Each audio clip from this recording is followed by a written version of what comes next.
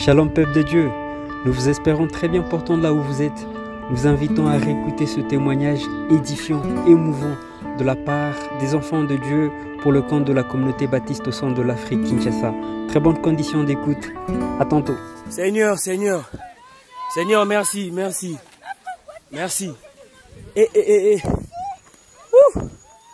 Nzambe, de begin liwa vraiment. Oh là là. Oh là là.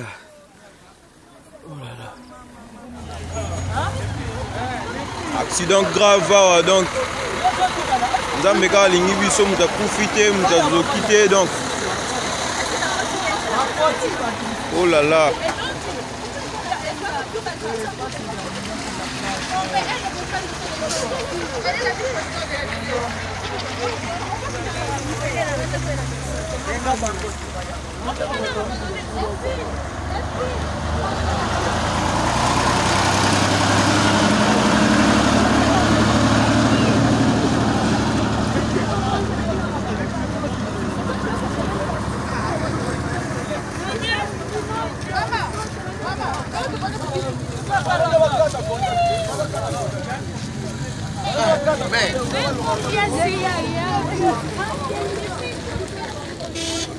Bonjour à tous. Alors, je souhaite encore une fois un excellent dimanche. Nous sommes dimanche le 22 janvier 2023. À l'heure où je vous parle, je suis avec une jeune de la chapelle de Ngaliema Upen, qui va encore une fois essayer de nous parler de ce qui s'est passé pendant leur voyage à Kisantu en date du 16 en fait. C'était le 16, c'était un certain 16. Le 16 dernier, le 16 janvier 2023. C'était à l'occasion de l'excursion organisée par le ministère de la Jeunesse pour Christ, CPLA DI. D'après ce qui s'est passé le 16, on aimerait un tout petit peu savoir comment cela est arrivé. Parce que quand on regarde ces images, on se dit c'est horrible en fait. Comment est-ce que c'est arrivé à ce niveau-là? Comment est-ce que vous avez pu... Le chauffeur, qu'est-ce qui s'est passé au juste? Déjà, je remercie le Seigneur pour la délivrance. Parce que lorsqu'on regarde, comme toi-même tu es en train de dire, lorsque tu vois les vidéos, nous tous on se dit que ça aurait pu être une autre pire. Histoire, ça aurait pu être pire. Exactement. Oui, mais le matin, nous sommes sortis comme il était prévu. C'était le bus qui nous avait pris avait commencé par prendre les gens de Kinsuka. Les jeunes de Kinsuka, la chapelle de Kinsuka. Oui. Ensuite, ce bus est venu chercher les jeunes de la chapelle de Lupen. On s'est rencontrés. Même ceux de Kimboala étaient dedans. J'ai appris qu'il y avait aussi ceux de Kimboala qui étaient dedans. De la CBK. Oui. Et alors, c'est à partir de lorsque les jeunes ont embarqué que nous sommes partis. Et en route, tout allait bien. Il y avait des chansons, on chantait, il y avait une bonne ambiance. Le chauffeur, vous l'avez regardé, le visage, il n'était pas ivre, il n'avait rien de... Le chauffeur... Il n'avait rien soupçonné sur l'équipage, le membre de l'équipage. Non. Rien du tout. Il avait son receveur aussi. Non. Il était seul. Le chauffeur était seul. Ok. Alors, lorsqu'on a commencé à avancer, moi, personnellement, j'ai juste senti un coup. J'ai senti un coup et j'ai senti qu'on n'était plus sur la route principale et qu'on était entré. Vous avez changé de trajectoire. On était entré sous un caniveau. Vous ne vous êtes pas évanoui. Vous êtes retrouvé donc. Comment est-ce que nous sommes retrouvés là? Vous n'avez pas vu. Vous avez juste senti ce coup-là. Ceux qui étaient debout, peut-être qu'ils avaient vu exactement ce qui s'était passé. Wow. Mais pour ceux qui étaient assis, parce que le bus était plein, ça veut dire qu'il y avait des jeunes qui étaient obligés de se mettre debout parce qu'il n'y avait pas suffisamment de place pour tous les jeunes dans le bus. Ceux qui étaient debout avaient vu ce qui s'était passé, mais moi j'étais assis, j'ai juste senti ce coup et j'ai senti qu'on était... Donc que le bus n'était plus sur la voie principale, il était maintenant dans un caniveau. Il y avait une partie qui était dans un caniveau et ce coup-là, même dans un caniveau, je pense que le bus a avancé. Comment? Le bus a avancé un peu avant de s'arrêter. Et lorsque le bus s'est arrêté, finalement, le bus a... Ça s'est renversé. Il s'est renversé, oui. Ensuite, a stoppé. Mais, ok, on était un peu calme lorsqu'on a vu ça. Mais les gens commençaient à paniquer lorsqu'on a vu la fumée. Vous êtes resté dans le bus. Enfin, le bus, il a, je ne sais pas, catapulté dans le caniveau, c'est ça? Dans un caniveau. Dans un caniveau. Et il est resté là. Et tout le monde, c'est comme si rien n'était... Non, pendant ce temps, les gens criaient. Mais pas, genre, Jésus, Jésus, mais c'était pas très loud. C'était pas très grave. Mais lorsqu'on a vu maintenant la fumée et tout dans le bus, là, on a commencé à paniquer. Ça ressemble plutôt à un miracle en fait, parce que selon le fait, comment les gens semblent ne pas avoir reconnu, semblent ne pas avoir senti cela, ou ne pas, il se peut que cela ait été couvert peut-être. C'est par après que vous vous êtes rendu compte que tiens, on vient de... Ça ressemble à quelque chose de surnaturel. C'est quelque chose qui s'est passé très rapidement. Très rapidement. Oui, donc, on s'est à peine rendu compte de la situation et chaque personne a commencé à chercher comment sortir. Oui. Il y a ceux qui sont sortis par la fenêtre, et d'autres qui sont sortis par la porte. Mais imaginez-vous que lorsqu'on sortait par la porte n'était plus à côté, à gauche ou à droite, mais la porte était maintenant au-dessus. Mon Dieu. Donc il fallait grimper et sortir. Dans le bus, là-dedans, enfin, tout le monde, je ne sais pas, vous n'aviez pas, pour ceux qui étaient assis, pas de ceinture de sécurité. Le bus en avait? Non. N'avait pas de ceinture de sécurité. Oh mon Dieu. Et donc, quand l'incident s'est produit, tout le monde dans le bus, il y avait de la pagaille dans le bus. Oui. Là, à l'intérieur dans le bus. Oui. Le chauffeur, en ce moment-là, il était où? Le chauffeur avait pris la fuite. Il a pris la fuite. Je pense que dès qu'il a pu stopper le bus. Le véhicule, il a pris la fuite. Parce vous l'avez vu descendre? Il y a ceux qui l'ont vu descendre. Oui. Personne n'a crié sur lui. Comment est-ce que vous allez crier en ce moment-là où vous êtes en plein panique? Exact. Chacun cherche comment sortir et tout. Les passants ne sont pas venus à votre secours? Pas directement. Mais c'est vrai qu'ils sont venus. Mais d'abord, au moment où la chose s'est passée, il n'y avait pas encore de passants. Mais en même temps, il y avait une moto qui partait avec une personne qui était vraiment blessée. Mais celui-là était dans le véhicule qui avait été percuté. Parce que les faits sont que il y avait un véhicule devant vous. Devant nous. Et votre véhicule a percuté ces véhicules-là. Ces véhicules-là stationnaient sur la route. Je ne sais pas si ça stationnait parce qu'il y avait quelqu'un à l'intérieur. Et cette personne. Ces véhicules avaient déjà connu l'accident. Il y a plusieurs versions. Les gens disent que c'est nous qui avions cogné ce véhicule. Ces véhicules-là et a blessé la personne, le conducteur. Oui, de l'autre véhicule. Et lorsqu'on regarde l'état de notre véhicule, on trouve que c'est possible parce que on peut voir le côté où vraiment les impacts sur le véhicule. Oui. On peut constater que ça a cogné quelque part. Oui. Avant de se jeter dans le ravin, dans le. Ok. Vous aviez fait environ une dizaine de minutes là dans le bus renversé. Non. C'était pas au-delà de 10 minutes. Moins de 10 minutes. Pour vous sauver de là. Pour sortir. Là, ça a pris 5 minutes pour sortir tout le monde. Mais je pense pas qu'on a eu à faire 10 minutes avant d'évacuer tout le monde. Moi, ce qui m'avait un peu effrayé, c'était lorsque je suis sortie. Lorsque j'ai regardé, j'ai vu des flammes. Oui, des flammes. Des flammes. J'ai vu. C'est là que le bus s'est mis en feu. Le bus était enflammé. C'est vrai que ce n'était pas un grand feu. Mais il y avait la fumée. Ok. Et il y avait des flammes visibles. Oh mon Dieu. Oui, donc on pouvait se dire, ok, peut-être ce feu. Heureusement qu'il y avait des jeunes, parce qu'ils sont sortis, ils ont pris le sable. Oui. Vos jeunes. Dès qu'ils sont sortis, il y a d'autres qui ont pris le sable, il y a d'autres dès qu'ils ont vu les flammes, ils sont rentrés dans le bus pour aider les autres à sortir du bus. Et c'était seulement Dieu. Vous étiez, selon vos estimations, les statistiques, on ne les a pas encore, vous étiez au nombre de combien? C'était au-delà de 20 personnes? C'était au-delà de 20, parce qu'on se mettait, je pense, à 6, et puis il y avait ceux qui étaient debout. Ok. Oui, donc c'est sûr que c'était au-delà de 20. Et donc, une fois sauvé de l'affaire, enfin une fois, et vous êtes mis à côté. On a essayé un peu de voir. Personne n'a été blessé, personne n'a reçu de traumatisme, personne n'a été blessé à part quelques égratignures. Ok. Et il y avait aussi une maman qui, je pense qu'elle avait l'impression qu'elle va faire une crise cardiaque. Oh mon Dieu! C'était une maman. Ok. Vu qu'on nous avait dit qu'il devait avoir des jeunes et des mamans. Oui, oui. Les mamans des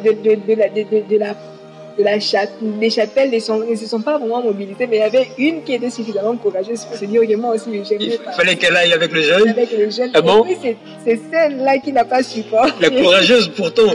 Oh la pauvre. Elle était sous choc, même pour la tirer, pour la faire sortir du. C'est une affaire. C'était quand même compliqué. C'est compliqué. Oui. Parce qu'elle n'en revenait pas, elle se croyait déjà peut-être morte.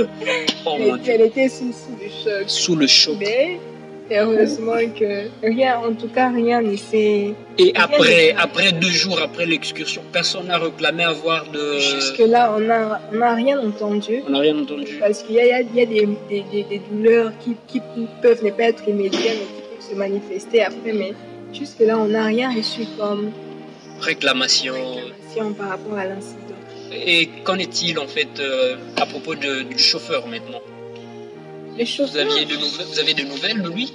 Moi, personnellement, non. Mais j'avais entendu qu'on avait... Le comité s'est chargé de... Probablement que le comité s'est chargé de l'histoire et le chauffeur. Le bus est resté là. Le bus était resté là lorsque nous, on a continué.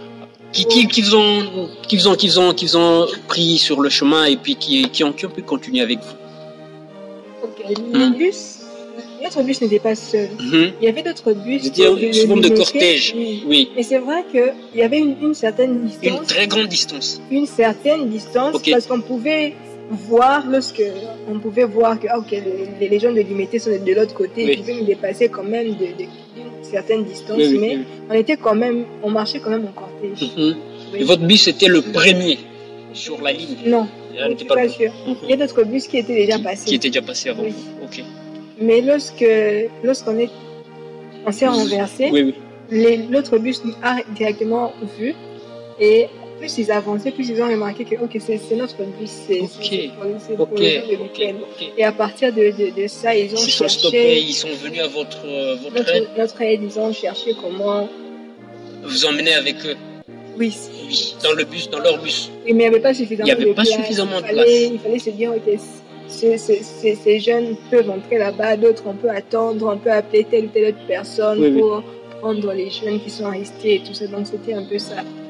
C'est comme ça que sur le champ, vous avez appelé, vous avez informé l'église, la communauté? Ou directement, non. Mais je pense que les parents ne connaissaient... C'était quand même... Bon, on s'est dit que les parents ne doivent pas paniquer. Ils ne doivent pas paniquer. À la chose qui s'est passée. Exact. Donc je pense qu'il y a certains membres de communauté qui se sont chargés d'apaiser les parents. Parce que lorsque une chose pareille arrive, il y a des informations qui fouillent. Exact. Et ceux qui vont recevoir ça peuvent peut-être être choqués. Oui. Il fallait rassurer ces gens pour dire que non, tout allait bien, tout était sous contrôle. Sous contrôle de Dieu, hein, effectivement. Dieu qui était au contrôle là. On a vu la main de Dieu. On a vu la main de Dieu. Et vous ont témoigné effectivement cette efficacité. On a vu la main de Dieu. Et comme la Bible nous dit que le malheur atteint souvent les justes, mais l'Éternel les en délivre toujours. Parce que des fois on se dit pourquoi la chose s'est passée. Mais ce n'est pas que le malheur ne peut pas atteindre le juste, mais Dieu a promis de nous en délivrer à coup sûr à chaque. Exactement. Exactement. Et là, il y a une histoire qui, d'après le témoignage aussi reçu par, je crois que c'était le président de l'UPEN, disait, avant l'incident, dans le bus, tout le monde, il y avait un chant qui résonnait en fait dans le bus. Et tout le monde, avec cet engouement, tout le monde il chantait, tout le monde chantait. C'était quoi la chanson? C'était « Je te fais confiance, il se pourrait ». La chanson, c'était Deborah Lucalo, cette chanson. Il y avait la chanson qui Je te fais confiance. Je t'ai fait confiance, c'est ça? Je n'ai pas une très belle voix, mais tu connais la musique? Je connais la mélodie, je connais pas celui qui a chanté la chanson. Il y avait cette chanson qui résonnait et tout. Et quoique personne ne pouvait s'attendre à l'incident, mais nous tous, qui venait. Qui arrivé, mais on était... Wow. Je pense qu'il y avait cette connexion. Il y avait cette connexion. Peu importe, nous sommes en train de marcher avec Dieu, nous ne sommes pas seuls. Exactement. Même à quittant de là, vous aviez suffisamment le temps de préparer l'excursion avec des prières. J'assistais à des moments de prière, moi, par exemple, oui. Que le comité a organisé et tout. On peut voir la fidélité de Dieu et que nos prières ne sont pas parties en vain. Mais c'est que Dieu, il a réellement entendu ce prière et qu'il avait à tout prix assuré la protection. Et ça, c'est merveilleux. C'est merveilleux. C'est merveilleux. Un dernier mot, si vous l'avez, bien sûr. Un dernier mot, oui. C'est juste pour encourager chacun à compter sur la grâce de Dieu, à la protection de Dieu. Amen. Peu importe ce qui peut arriver dans la vie, il faut savoir que Dieu est là, il veille réellement sur ses enfants, il reste fidèle dans n'importe quelle situation qui peut nous arriver. Nous savons que le Seigneur veille sur ses enfants. Le Seigneur veille sur ses enfants et il est fidèle. Amen. J'espère que vous êtes très bénis. Tout à l'heure, vous allez suivre la version maintenant du président de Ngaliema, de la jeunesse de Ngaliema.